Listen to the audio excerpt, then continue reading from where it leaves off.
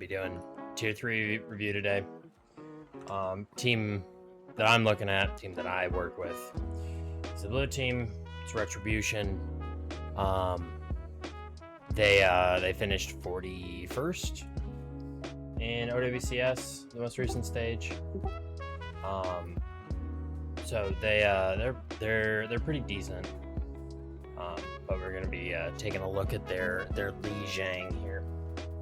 So first thing to look at comp-wise, I'm not a fan of running Ashe and Mei together on a point where you need to brawl so heavily, and also when you're playing the Ram. Playing the Mei and the Ashe together gets a bit better if you're playing like a Sigma and you're playing for a more pokey style.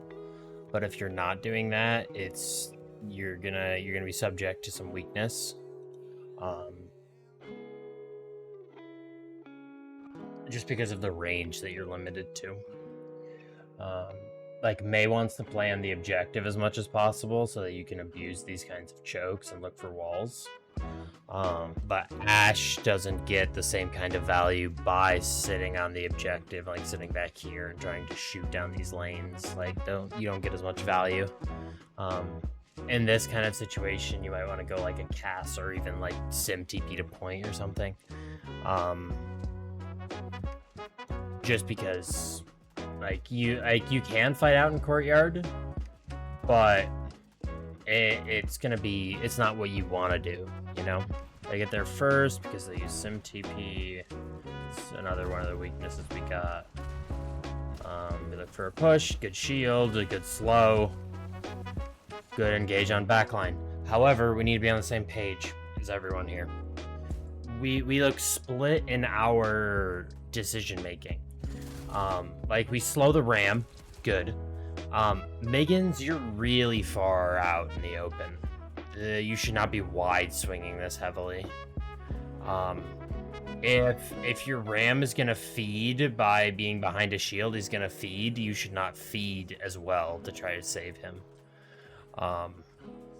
Much rather you just be tucking against this wall and holding closer.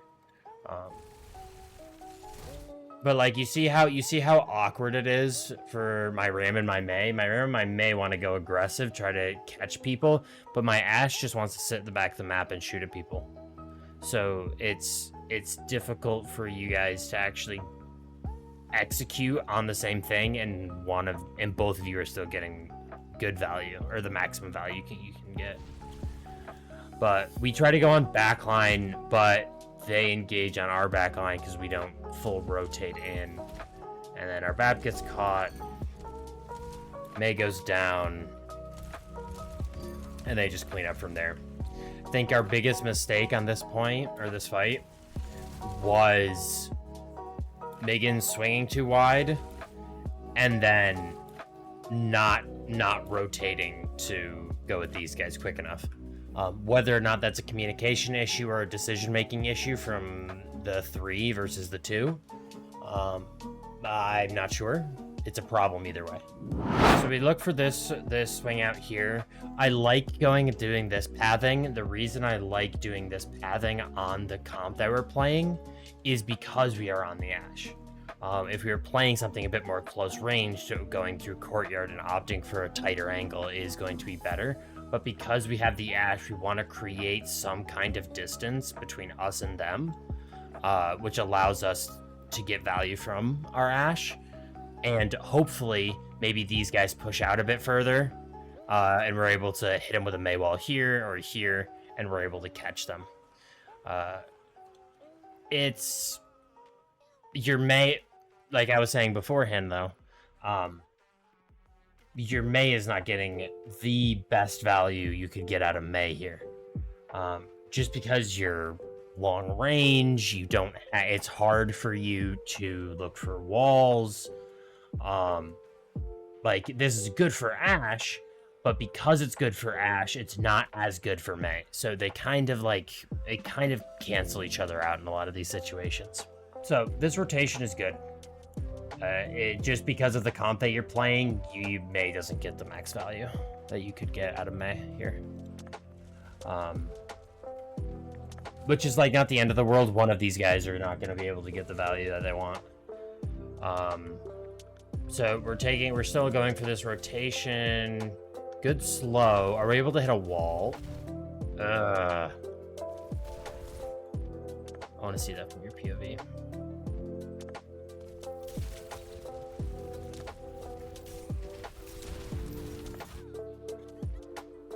We're trying to go for a bit too much of a greedy wall. Like the wall we're trying to go for here is like here, which is like the God wall, because hopefully it catches this guy, it catches this guy. You're hoping to catch this guy as well, although we know that you can't. That's what you're trying to go for, is you're trying to catch everyone. Just go for this wall. This is a much safer wall. It's a much harder wall to deal with. Actually, this wall is probably harder to deal with, but it's also significantly harder to hit. So I would say hitting this wall is almost impossible, at least as quickly as you wanted to do it. So like go for this wall instead, because it forces this guy to back off, and then if he backs off and like everyone gets funneled away, we can just take the objective, because we'll have control over this area over here. So like we were talking about yesterday, in terms of map control, if we wall here, force this ram to back off, we will now control everything past this line. We will have control over this as long as we're able to sweep out the tracer effectively. We'll have control over all of this area of the map, which is exactly what we want, which is really, really good. Okay, so what the hell is going on in this room? Like everyone's fighting World War III. There you go, aggressive. Megan's has the lamp. It's fine. But how do we lose 2 people against the Lucio and a Tracer? Oh, Miggins. Oh, Miggins.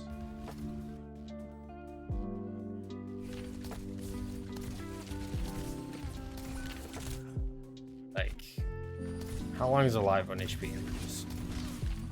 To be fair, Parker is 1 HP.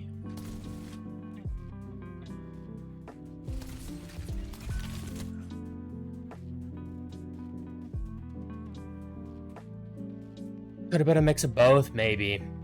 Like this is significantly more reasonable than I originally thought. Parker is really low, or was really low. You had to pocket him for a bit, and then you turned, and by the time you turned, everyone was 1 HP. Significantly more reasonable than I originally thought. What did we use shift on? Use shift on the tracer engage. That's fine.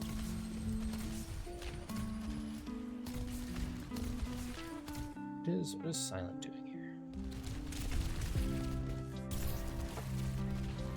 So amp heals. You guys are just getting fucking spit roasted. Yeah, you guys just got fucking flattened here. I'm not gonna lie.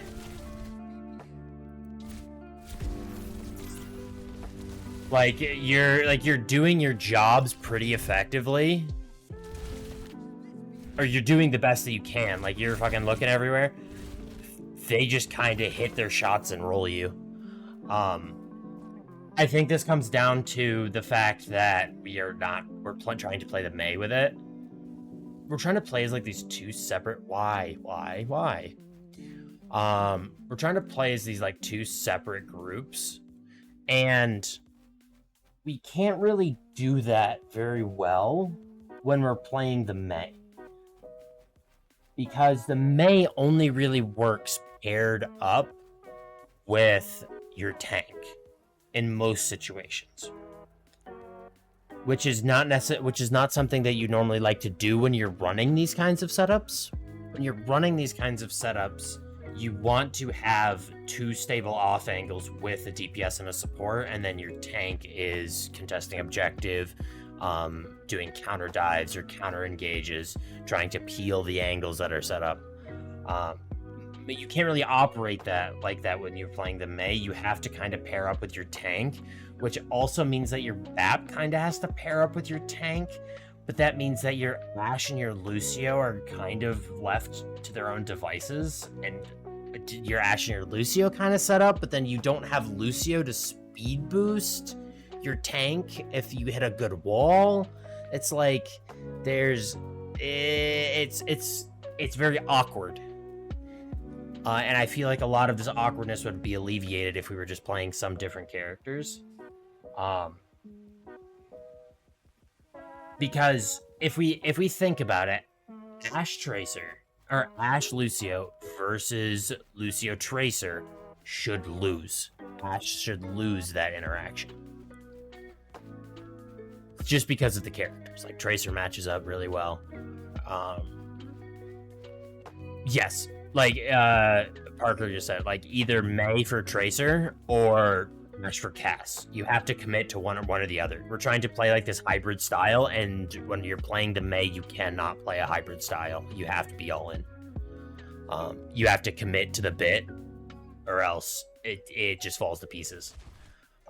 So I think this is less like, there's not really any egregious individual mistakes. They did a really good job of diving you as Lucio Tracer, and we just weren't able to actually sustain it properly. Ashe Trace for angles, Mei Cass for just frontline kills. Yeah. So like, if you guys roll out, right? If you guys roll out on this map and you play say fuck Ashe, we're gonna go Cass. So you play Cass instead, and you basically run this as a default, and if they ever TP to the objective, you lose first fight, you just go Ashe Tracer and set up angles. Or like, if they're playing a comp that you can abuse with angles, then you go Ashe Tracer. Or if you want to just play with angles, you can start on angles and then move your way towards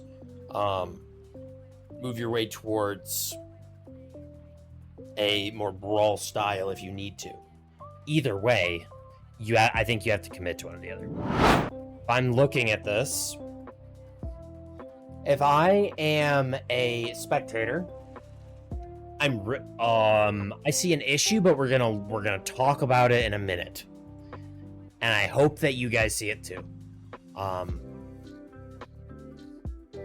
As a spectator, I low-key think this map is over, because this round's over. The map's still TBD, but like, if I'm looking at this, the round is over, purely based off of the ultimate economy. They use an ult or two, they win this fight out, and you guys finally get your ults online after this fight. You win next fight, but then you lose the following fight. Is probably what ends up happening, if I had to bet money on it. So it'll go, you'll lose this one, you'll win the next one, then you'll lose the next one to lose the round. So they're set up on this high ground, super awkward. Go for this rotation.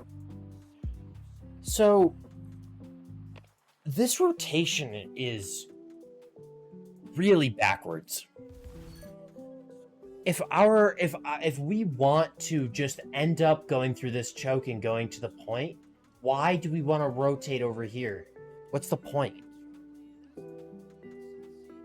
This rotation does not make sense if your goal is to just go through this choke and go to the objective. It just doesn't. That doesn't make any sense. Because instead of just walking main and then taking a right-hand turn, we walk across this entire lane in front of everyone. Yeah, so like, even if our call, so we want to play here and use window. Did you want to play? Are you saying that you wanted to go doing this rotation so that you could use your window, or to counter their window? Because that's going to change what I'm going to say. For our window. Okay. So if we're trying to utilize our window, I would argue that a window right here or fuck it, even if we drop the window like this window clears a lot more space than a window here, or even like if you wanted to put one over there, like on the same doorway. This window will do more than any of these ones in terms of clearing space, which is what you want to use window for. A window right here gets anyone off of this high ground. The only real threat that you've got is maybe this one. But as long as you clear it and you're aware of it, it's not the end of the world. It's not super, super threatening. And then you can get a clean rotation to point. Or you can try to catch people that didn't rotate properly. So like if their team rotated to the objective after we windowed and these people were left out, we could look to catch them. I dislike going for these windows simply because the angles that you actually have to use the window with are pretty narrow. It's fairly limited in terms of what you can actually do. So I think in terms of like min-maxing, I think that we should look to just window main and then go point. This is just yet another reason why having plans before the fight starts of what we wanted to do and where we wanted to rotate would have helped us tremendously here. Because if we were like, all right, we want a window and then go to the point, if that was our plan, then we would never in a million years call to do the long rotation for the far angle. Like, no way in hell. And if you do that, I'm slapping you, because that's a stupid decision. So maybe we got to the we want to use window stage. We picked a spot to use window, but we didn't actually talk about what we wanted to do after window or where we wanted to go to actually engage on them. And because of that, we decided to do the longest rotation possible and get caught while we walk. So now we're in like worst case scenario, sirens going off. They used window and we lost, and we have no ultimates online right now, and it's last fight. This is like, this is alarm bells. This is super dangerous. So I don't hate this wall, at least as long as I am assuming you're using it for what I think you're using it. If our objective, so I'm going to assume that we use this wall defensively so that we could secure a rotation. If that's our plan, if our plan was to actually wall this ram, that's not a good use of your wall, because none of these people are going to look at this ram to try to kill him. And even if everyone did, the odds that he actually dies are really low. And you're fighting over an area that you don't care about and you have 13 seconds to touch. Actually, I think it might be a bit more. Either way, I think going for this wall to defend, like make sure that you can actually go on this rotation like you want to, is totally fine. But if that's our plan and if that's what we want to go for, we don't need to use shield here. We can save shield to act once we actually get onto the objective. Shield is a very, very important cooldown in terms of like cycling what Ram wants to do. We want to save it if we can help it. And if we're just going to wall anyway to make sure we can get on the rotation, there's no real reason to shield, as long as our Mei actually hits the wall properly. Which, I mean, this is about as proper as you could get, besides the fact that the Ram's right there. But like, even though the Ram's like there, what the fuck's he gonna do? He's gonna slow you and you're gonna get pulsed. Thank God he missed. You all would have been dead. And we're able to get to the point. Very nice. Megan's goes down. Is there any way we could have saved Megan's? Megan's is taking a shit ton of damage. Are you just getting rolled by the ash? What's hitting you?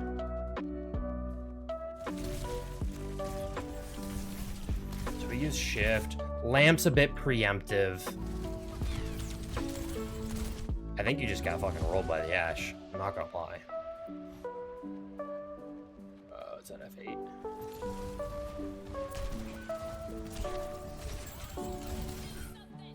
You got rolled by their whole team. They actually hit one shot. Regardless. I think we need to save Lamp for a bit later there. You weren't under super heavy threat, and it was just kind of a bit of a panic kind of thing. We don't want to be using that if we can help it. In that kind of situation, we'd much rather use it for a situation like this where you might get caught when you're low HP. Because you weren't very low when you dropped when you dropped Lamp as well, and I don't think anyone on your team was crit either. So it was just a bit of a panic. We want to get a handle on those so that we don't end up using him by mistake. All right, so they bob in. We're just kind of trying to vibe. We need to be ripping a blizzard. You're really low. Your face tanking. Do you have wall back off cooldown?